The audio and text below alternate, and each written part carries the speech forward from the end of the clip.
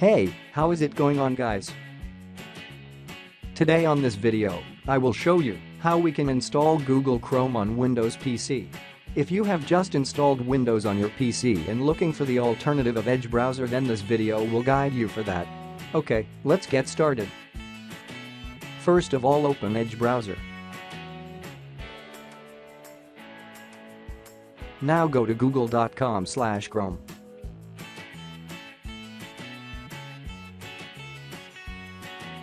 Now click on Download Chrome. Click Accept and Install.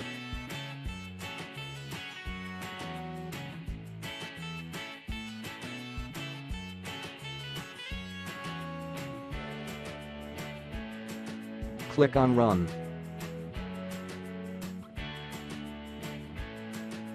Click on Yes. Now you can close the Edge browser.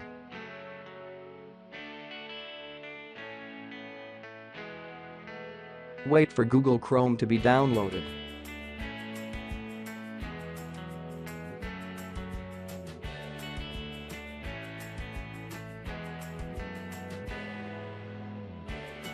Once the download is completed, it will start installing Chrome on your computer.